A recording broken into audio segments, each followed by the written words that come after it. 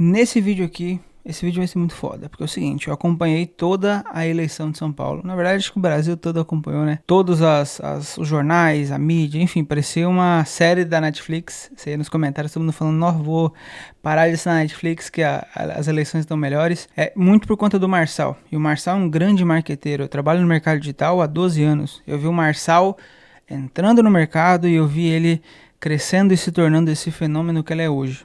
Tá? Eu tenho amigos em comum que foram nos eventos do Marçal quando tinha 20 pessoas no evento. Hoje são milhares de pessoas. Acompanhei todo esse processo e principalmente essas eleições. E o Marçal é um fenômeno, é um marqueteiro absurdo. E tem muita coisa que a gente pode aprender com ele. Você pode gostar ou não. Você pode ter conflitos éticos e morais, com talvez algumas coisas que ele fala e faça.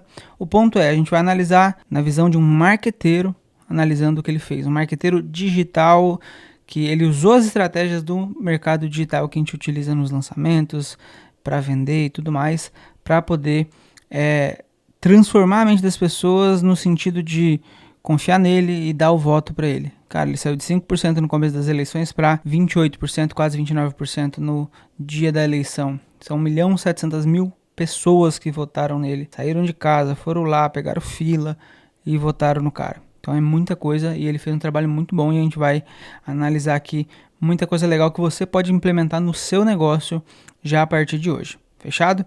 E ó, se você é um coprodutor, é um lançador ou é até um expert, quer aprender a vender, né, na internet, quer escalar o seu negócio online, existe uma parada chamada máquina de lançamentos que a gente desenvolveu aqui na agência e que nos permite vender entre 200 e 400 mil reais todos os meses em infoprodutos, mentorias, produtos digitais no geral, tá? Se você tem um videozinho de 15 minutos, eu vou deixar o link aqui embaixo nos comentários, na descrição, nos primeiros comentários aqui. Depois que acabar esse vídeo aqui, vai lá e assiste, que você vai aprender bastante coisa e tá muito massa, fechou? Mas só se você quiser ter resultados parecidos com esse aí. Então vamos lá. Primeira coisa que a gente precisa analisar, né? O Marçal, ele ganha âmbito nacional quando ele vira meme. Então existe um cara nos Estados Unidos chamado Andrew Tate. Se eu não me engano, até hoje todas as redes sociais dele estão bloqueadas, não existe rede social dele. Mas alguns anos atrás, se eu não me engano, 2022 ou 2021, mesmo sem rede social, ele foi o cara mais buscado do mundo. Na internet, no Google, enfim, em todos os lugares. Por quê? Porque ele criou um exército de editores de vídeo que pegavam as falas dele, que sempre foram muito polêmicas, de forma proposital, faziam cortes dessas lives, dessas aulas, enfim, dessas palestras, podcasts que ele ia, e quem tivesse mais alcance ganhava prêmios em dólar. Então ganhava milhares de dólares lá em premiação. O que o Pablo fez? Pelo que eu vi, alguém em uma mentoria do Pablo comentou com o Pablo sobre o Andrew Tate, ele foi lá e modelou o Andrew Tate. Ele fez igual, ele criou uma competição onde ele falou, galerinha, quer ganhar uma grana? Quer fazer, acho que ele deu prêmio de até 70 mil reais para quem mais tivesse alcance, enfim. E aí as pessoas começaram a fazer esses cortes e o Pablo começou a viralizar muito. Até que em algum momento alguém pegou um corte fora de contexto dele. Então tem aqueles memes dele, né, de dando ré no cavalo. Eu gosto muito de cavalo e eu aprendi a dar ré no cavalo e a tocar o cavalo sem mexer nada, nada, zero, ficar imóvel no cavalo, só com o coração. Sério, sem fazer nada, sem fazer nem isso e nem isso. O cavalo responde. De falando do Senna, que o Senna é menino, que Salomão é neném. O Salomão era neném, moço. Os caras fica doidos. O Salomão tinha jato. O Salomão já acalmou o piloto de helicóptero. O Salomão era neném. Para com isso. Que mais? Do soco no tubarão. O tubarão chega, você usa uma mão para dar um murro no focinho dele. Isso aqui é muito sensível no tubarão. Só que às vezes você pode errar, ele pode arrancar sua mão. Enquanto ele tá comendo uma mão, você dá o focinho de novo aqui, ó. Eu acho bom demais quando você fica rindo como se fosse besteira. Não saber disso vai fazer você perder sua vida numa praia uma hora sem saber. Começou a pegar corte fora de contexto. Então, por exemplo, esse do tubarão, pelo que ele conta, ele estava contando que ele viu um cara que mexia com o tubarão explicando. E aí ele explica o que o cara explicou. Só que a pessoa que fez o corte pegou só do tubarão, quando vem você tem que dar o soco. Como se o Pablo estivesse ensinando como que afasta um tubarão. Ele só estava replicando algo que ele ouviu. Só que essa parte não saiu no corte. Então começou a fazer esses cortes polêmicos. E ele gostou, ele falou, não, é isso mesmo, eu quero alcance, manda bala. E aí começou a sair um monte de meme, muita coisa. Nessa hora que saiu um monte de meme, eu te confesso que eu fiquei assim, falei, cara, agora eu acho que talvez ele ele deu um tiro no pé ali e talvez ele não consiga sair dessa. Só que ele soube usar isso muito bem. E ele tem uma parada que ele chama de CCC, né? Que é... como é que ele explica? Você recebe uma energia de alguém, então alguém faz algo pra você. É como se fosse uma energia. Pensa que isso é uma energia que a pessoa tá te dando. Você tem que converter essa energia, sei lá, o outro ser de fazer alguma coisa. Então, você recebe energia, converte essa energia e usa essa energia a seu favor. CCC, fala assim comigo, ó, pega a mãozinha, faz assim, ó, capturar, faz assim agora, converter, agora faz assim, ó, canalizar. É como se alguém estivesse te dando munição, sabe? Então, tudo que alguém fala de você, positivo ou negativo, é como se fosse munição, você converte isso e joga pra lá de novo como se fosse uma munição sua. E ele faz isso muito bem, ele fez isso muito bem nos memes.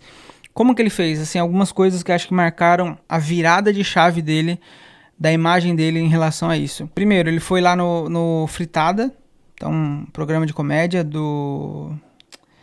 esqueci o nome do cara. Mas enfim, um programa de comédia que os comediantes vão lá e ficam fritando ele. Então ele já foi lá, já começou a ganhar, né, a brincar a brincadeira, também entrar na brincadeira junto com o pessoal. Ele foi também, cara, no Praça é Nossa. Então, pô, muito massa, o cara ir lá na Praça é Nossa e tal. E eu acho que o que mais fez mudar o jogo dele, assim, drasticamente, foram os vídeos com o Renato Cariani. Renato Cariani, o maior influenciador fitness do Brasil, começou a fazer alguns vídeos indo na empresa dele, mostrando a operação dele, mostrando a casa dele, os carros que ele tem. Entrou no negócio, nos projetos do Pablo. E naquele vídeo, você ia nos comentários, talvez se você for lá até hoje, vai estar lá assim... Eu achava que o Pablo era só um coach imbecil, agora o cara é empresário. Porque começou a mudar a imagem da galera. A galera achava que ele era só um coach, né? Porque a mídia pinta isso, enfim, ele viralizou por conta disso. As pessoas viram que na verdade ele é um grande empresário. Ele tem vários negócios, carro, é multimilionário, tem milhares de pessoas trabalhando para ele, tem um patrimônio em negócios bilionário. E aí as pessoas começaram a respeitar ele por conta disso. Então foi uma virada de chave muito foda. Só que o ponto maior, depois do Renato Cariani, foi o que veio a seguir, que foi uma tragédia, obviamente, lá no Rio Grande do Sul. Rio Grande do Sul aconteceu aquela tragédia. O que o Pablo fez? Segundo ele viu, e eu vi esse vídeo também, duas pessoas, se não me engano, e um cachorro em cima de uma casa, a água até o telhado, só o telhado pra fora, assim, e a água pra todo canto, e só o telhado pra fora, e as pessoas em cima, o helicóptero descendo pra pegar essa pessoa, e a casa cai na hora. Aí eu não sei se as pessoas morreram ou não, mas enfim. Aí ele falou que viu aquele vídeo, foi pros sócios dele e falou, cara, se fosse sua família lá, você não ia largar tudo e ia pra lá? O pessoal falou, sim, então ó, a família de vocês estão lá, vamos lá. E eles largaram tudo, fecharam todos os negócios assim no sentido de desacelerar, né, a operação, abriram as portas para poder receber doações, carretas, etc. e começaram a levar a carreta para lá. Segundo o Pablo, levaram 200 carretas para o Rio Grande do Sul e a Globo deu munição. Lembra que eu falei que tudo que fazem para ele converte e usa de munição. Acho que essa é uma das principais lições que a gente pode aprender, não de marketing, mas de desenvolvimento pessoal. Ele é um cara extremamente resiliente, isso é inegável, tá? Chega a ser até... eu não sei se doentio, assim, mas ele é muito bom nisso. Tipo, você pode fazer o que você quiser com ele, ele converte aquilo e usa a favor dele. Ele converte e usa a favor dele. E, pô, é muito bom se a gente consegue fazer isso, né? Porque daí podem te xingar, podem falar o que quiser de você, não importa o que falarem de você. É independente. As pessoas sofrem injustiças, independente se você é mais ou menos polêmico. Em algum momento você vai sofrer alguma injustiça na vida. E aí você pode pegar aquilo, converter e usar a seu favor. Muito massa. E ele faz isso muito bem. Aí tem uma repórter lá na Tusa, se não me engano, fez um vídeo falando que era fake news, que estavam multando as carretas que estavam indo sem nota fiscal. Ele fez um vídeo, um Reels, né, respondendo a Natuza. Esse vídeo bateu mais de 50 milhões de views em poucos dias, assim, falando poucas e boas lá pra Natuza, porque era mentira, porque de fato, né, tem reportagem que a polícia estava de fato multando algumas carretas. Enfim, estavam fazendo muitas coisas lá. Sua jornalista incompetente, eu não tenho qualificação de ser chamado de coach, que eu não mexo com isso. Vá pesquisar e trabalhar direito, menininha. Segunda coisa, vai fazer uma pesquisa no Google. Você é uma patricinha vive no ar-condicionado, a gente tava lá dentro do caos e do perigo, ficar a madrugada inteira pra suportar uma vagabundagem sua que vive no ar-condicionado.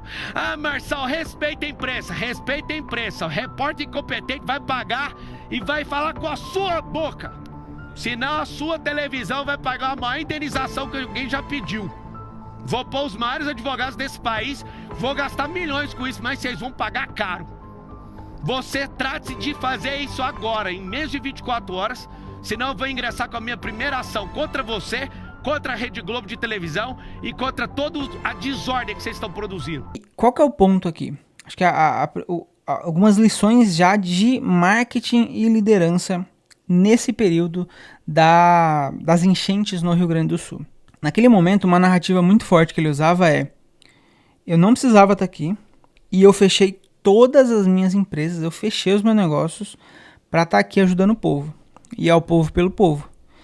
E cara, com um governo que não fez o que tinha que ter feito, ou não na velocidade, na eficiência que deveria ter sido feito, era uma narrativa que pegou muito. Porque tava todo mundo puto com o governo.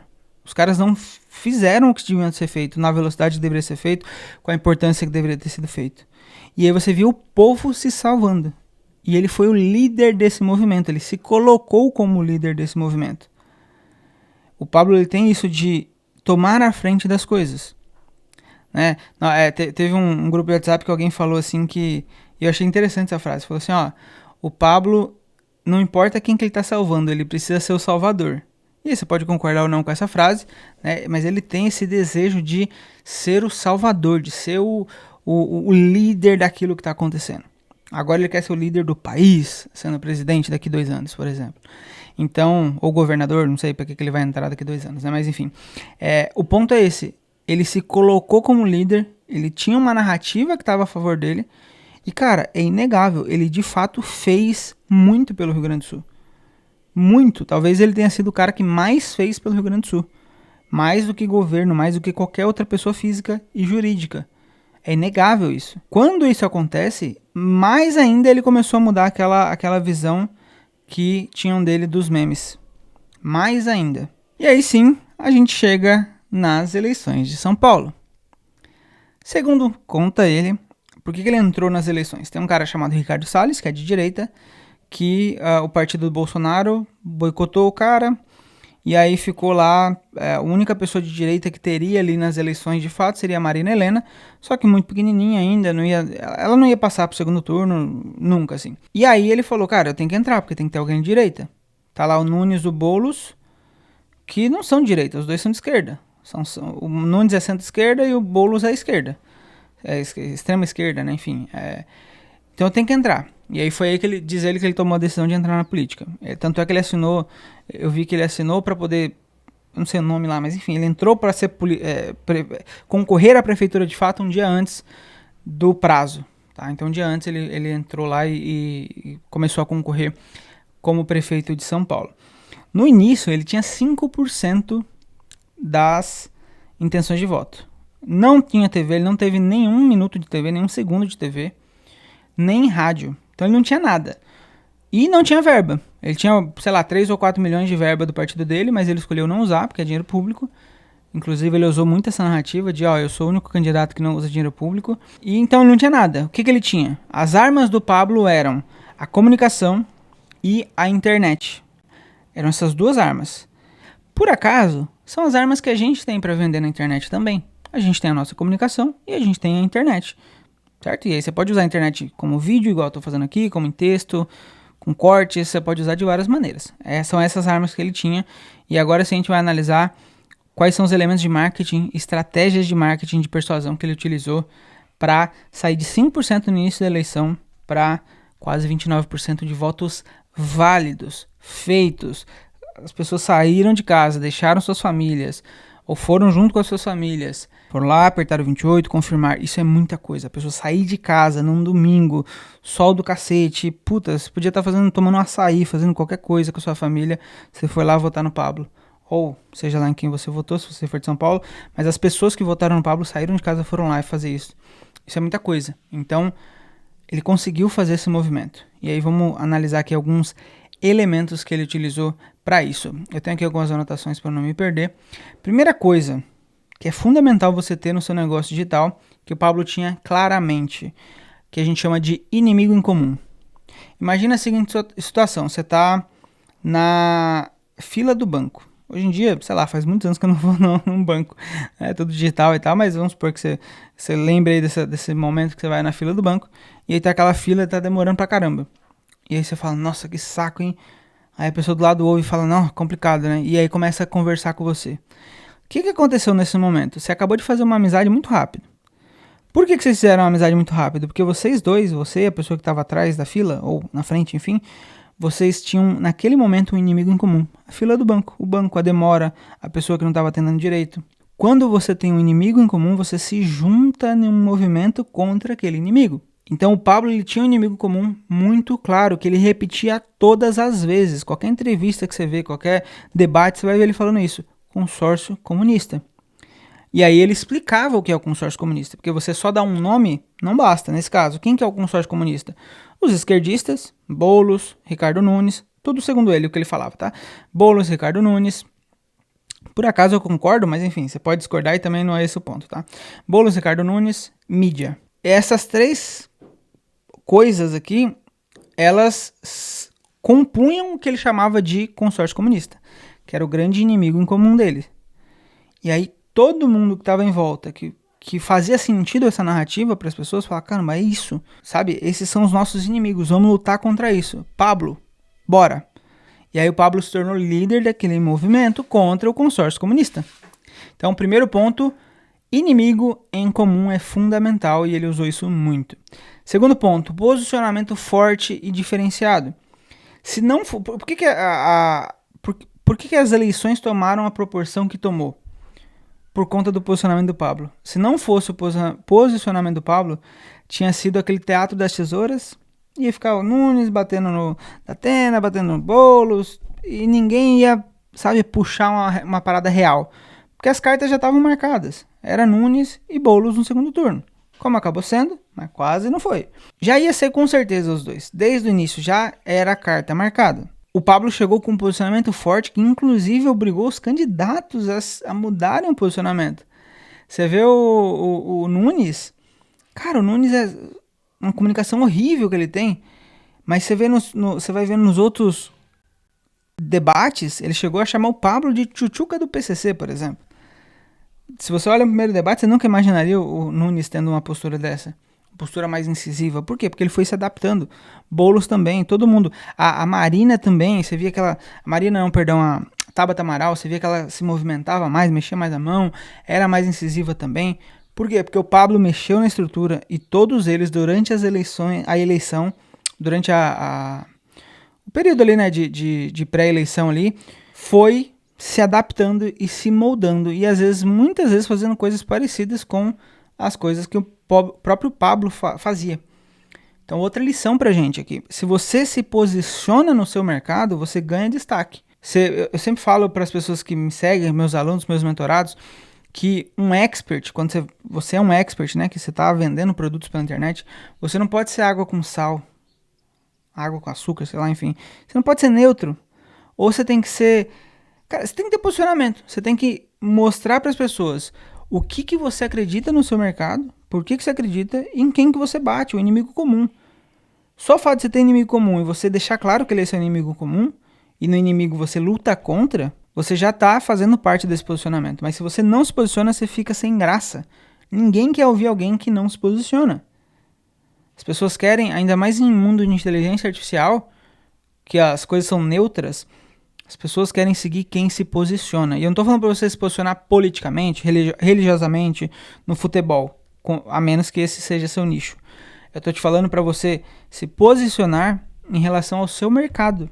Vou dar um exemplo. Teve um tempo atrás, eu gosto sempre de dar esse exemplo para isso que eu estou te falando agora de posicionamento, que eu vi um corte do podcast PrimoCast, com o Thiago Nigro, e tinham 2 nutricionistas lá, e os caras metendo pau no Whey Protein, falando, não gosto de Whey Protein, porque faz mal, porque isso. Você vai nos comentários, todo mundo fala contra, todo mundo assim, que comentou, né, contra aquele cara, ou a maior parte das pessoas estavam contra o posicionamento daqueles médicos.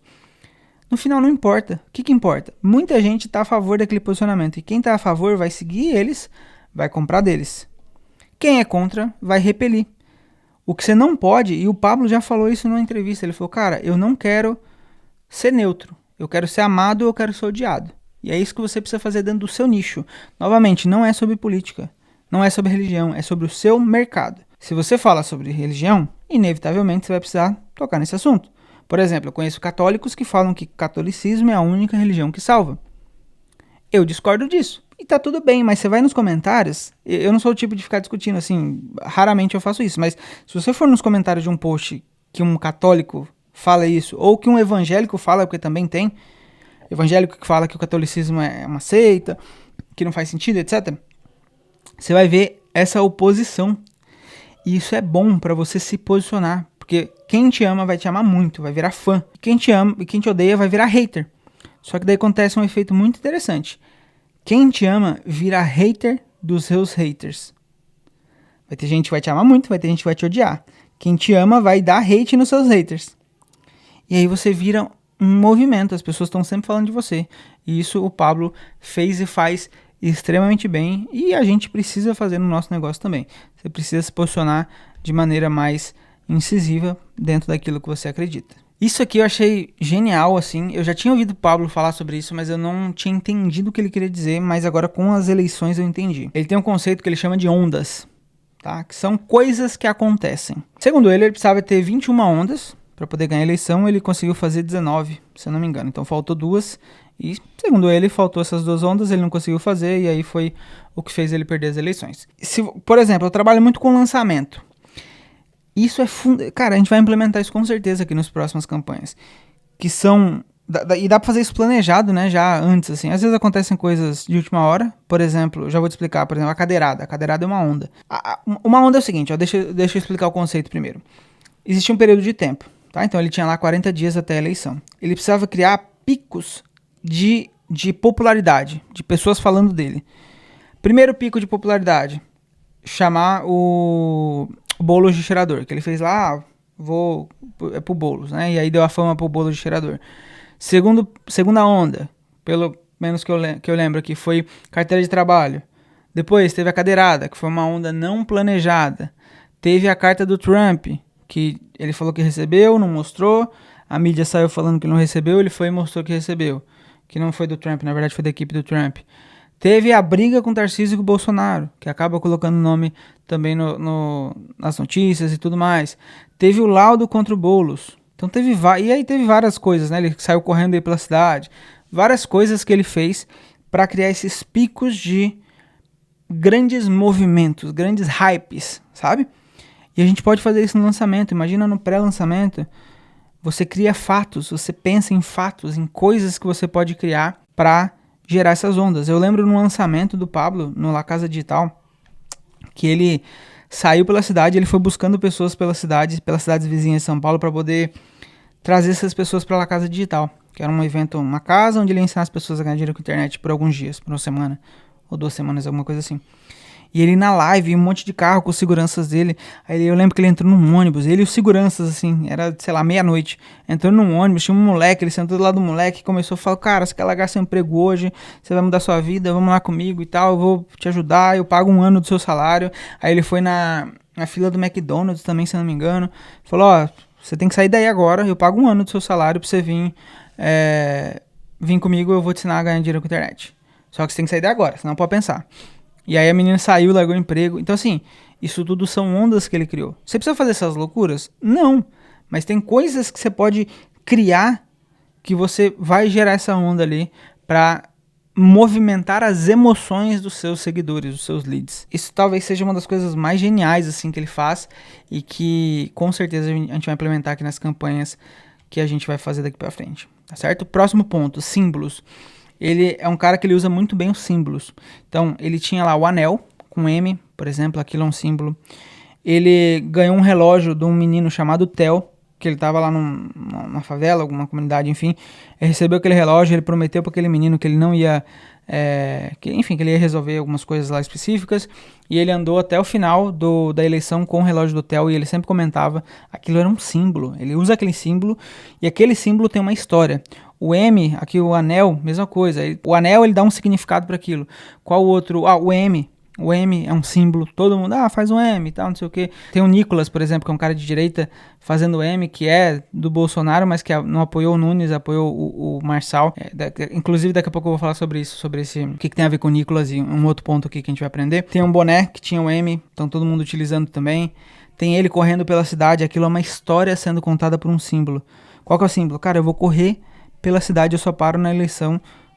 Isso é um símbolo do quanto que eu tô empenhado em fazer a cidade mudar. Tá entendendo? Símbolos. Todos são símbolos. Você pode utilizar símbolos no seu lançamento, no seu projeto. Você pode ter um emoji, por exemplo, que comunica. Tem um cara muito bom que é o Wesley Delanogari, que ele fala sobre neurociência. E o símbolo dos alunos dele é um balãozinho vermelho. Se você for em qualquer lugar, tiver um balãozinho vermelho, com certeza esse cara é aluno do Wesley. Isso é um símbolo. É um símbolo que representa algo. Às vezes um movimento, às vezes uma comunidade, às vezes algo que está acontecendo. Isso são símbolos e você pode utilizar isso de várias maneiras. Você pode ter um boné também que representa alguma coisa, uma camisa com alguma frase específica. Tudo isso são símbolos e você pode utilizar. Seja se você está vendo em perpétuo, produto físico, lançamento, você pode utilizar isso também, tá certo? Próximo ponto, assim, que o Pablo é mestre nisso aqui. Cortes, volume de cortes. Eu não sei quantas pessoas estavam trabalhando com ele, mas é bizarro. Ele postou...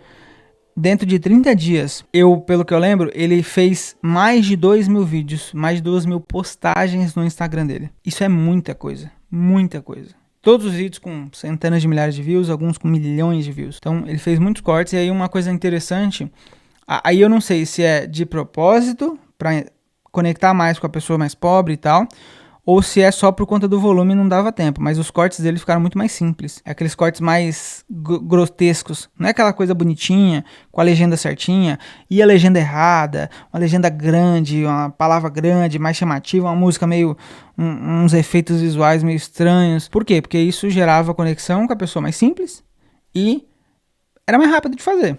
Então eu chuto que são essas duas coisas que ele decidiu, ou enfim, o time dele decidiu seguir por esse caminho, tá? Velocidade e conexão com a galera. Mas volume de conteúdo é fundamental. E não qualquer volume, né? Ele fazia os cortes certinhos, ele fazia uns memes, ele irritava a galera, pegava, sei lá, Eu lembro lá na cadeirada do Datena, tem o Nunes falando, nossa, se não fosse eu, ia ter sido muito pior. Aí corta pro Nunes segurando o Datena, ele só colocou a mão assim, mas nem segurou nada, né? Ele só fez assim pro Datena ir pra frente e tal.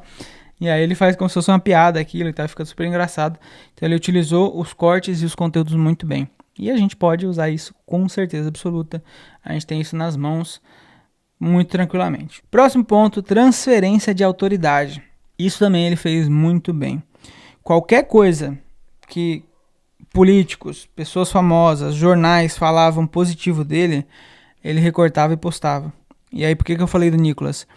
Tem uma fotinha do Nicolas que ele tava em cima, acho que não foi no 7 de setembro, o Nicolas do nada olha pra uma foto e faz o M pra baixo, assim. Aí tem a foto dele fazendo o M, meio escondido, assim, sabe, da galera. E aí ele vai e posta aquela foto. Aí depois tem um vídeo do Nicolas de fato fazendo um apoio ao Marçal, e aí ele corta e posta lá também. Aí tem um take do Bolsonaro dando a medalha de imbrochável pra ele, aí ele posta essa foto também. Então um jornalista falando como que o Marçal pensa rápido. Aí ele vai e posta isso também. Então ele utiliza muito bem isso. E o que acontece? Por que é transferência de autoridade? Cada pessoa é vista como autoridade para um determinado público. Eu sou visto como autoridade para algumas pessoas. Você é visto como autoridade para algumas pessoas. Que seja para o seu filho, que seja para sua esposa, que seja para o seu marido. Você é visto como autoridade para algumas pessoas. E aí quando você tem essa pessoa falando bem de outra pessoa, você transfere a autoridade para outra pessoa. Talvez vocês ouçam de fundo cachorros latinos e o meu filho chorando, tá? Mas vamos continuar aqui que a gente está chegando próximo do final do vídeo. Então existe a transferência de autoridade. Então, se você confia em mim como autoridade e eu pego e falo, esse aqui é o Juliano. Cara, pode confiar no Juliano, ele é muito foda.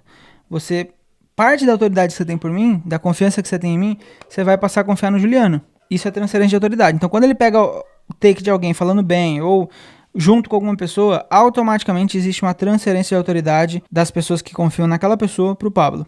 E a gente pode utilizar isso também. Se você aparece em revista, você pode utilizar isso como elemento de autoridade, de transferência de autoridade. Se você já esteve com algum famoso, já ajudou algum famoso no seu mercado. Tem um cara, por exemplo, que a gente lança aqui, que ele é de milhas aéreas, e ele já ajudou grandes pessoas no mercado, pessoas famosas. E a gente utiliza a imagem dessas pessoas, óbvio, com a autorização deles, mas eles são inclusive clientes hoje de gestão de milhas desse cara, e a gente utiliza isso. Ou seja, o que está acontecendo? Transferência de autoridade dessas pessoas famosas para esse expert. Você pode utilizar isso em qualquer momento, seja perpétuo, lançamento, produto físico, o que for. Tá? Por que produtos físicos, por exemplo, usam muito influenciadores, às vezes grandes influenciadores? Porque existe uma transferência de autoridade das pessoas que são fãs daquela influenciadora para a marca. E aí a pessoa passa a confiar na marca, assim como confia na influenciadora. Se você quer aprender, novamente, a vender pela internet, quer escalar o seu negócio aí de infoproduto, você precisa entender a máquina de lançamentos, que é o método que a gente criou aqui, que nos permite vender de 200 a 400 mil reais todos os meses pela internet. Vou deixar o link aqui na descrição e no primeiro comentário também. Vai lá e assiste o vídeo que você vai entender melhor esse método. Tamo junto e a gente se vê no próximo vídeo. Valeu!